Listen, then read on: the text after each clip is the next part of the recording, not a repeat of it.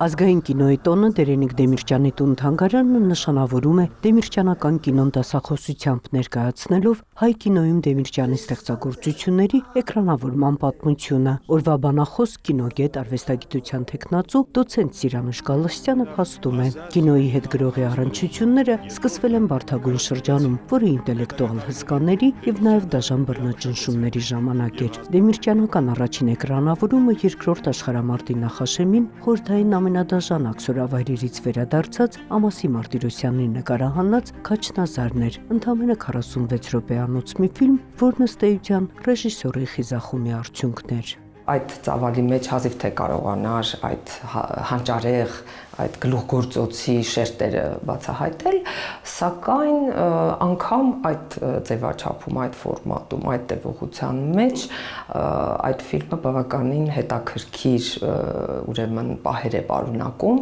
մանավանդ եթե դերասանական կազմը նկատի ունենանք եւ առաջին հերթին Համբարձում Խաչանյանին, մեր հանճարեղ կատակերգուին։ Այդպիսի Քաչնազար մենք միայն երազել կարող էինք։ Հետագա տարիների մեծ դադարից հետո դեմիրճյանական էկրանավորումների շարքը համալրվեց նաև Էդգար Բաղդասարյանի եւ Արմեն Ռոնովի ֆիլմերով, որոնք որակապես նոր արձանագրումներ էին Դեմիրճյան եւ հայ կինո բարդ փոխհարաբերություններում։ Այսօր արդեն այդ ֆիլմերը դարձել են թանգարանի կրթական ծրագրերի առանցքային բաղադրիչը։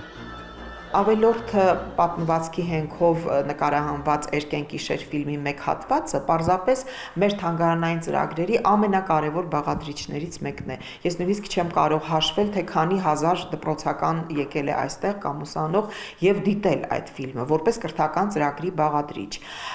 Եվ Արմեն Ռոնովի Քաչնազարը, որը առանձնահատուկ է նրանով, որ այստեղ զուգահեռ Ռոնովը թվում է թե շատ անհամատեղելի երկու ստեղծագործություն բերել եւ ներկայացրել է կինո պատումի մեջ հայը խոհագրությունը եւ Քաչնազար թատերգությունը։ Օրվա բանախոսը մեծ ափսոսանքով է խոսում դեմիրճյանական չիրականացված մեծ կինո նախագծի մասին, որով խիստ ոգեշնչված էր Համո Բեկնազարյանը։ Դավիթ Բեկն ավարտելուց հետո նա ծանոթանում է դեռ չհրապարակված Վարդանանքին ու հենց հայրենական պատերազմի շրջանում որոշում է էկրանավորել այն։ Ցավոք նրա ցանկությունն անկատար մնաց։ Դեռ չհրապարակված Բեկնազարյանին տալիս է, տեսնելով նրա հետաքրքրությունը, որ նա ընթերց։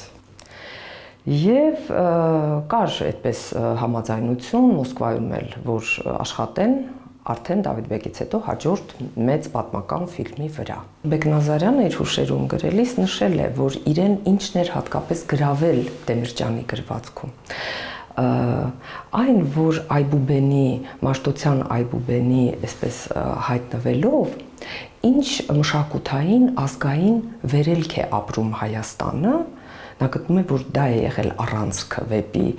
ոչ միայն այսպես ճակատամարտ եւ մնացած խնդիրները ու հարցերը, որ այնտեղ արծարծվում են։ Իդեպ տարիներ առաջ Վարդանանքը բեմադրելու գաղափարով խանդավառված էր նաև Վահե Շահվերդյանը եւ ուրեմն հայ կինոն ու ազգային թատրոնը պարտք ունեն մեծ գրողի, մեծ գրականության առջև, գոնե Վարդանանքի մասով։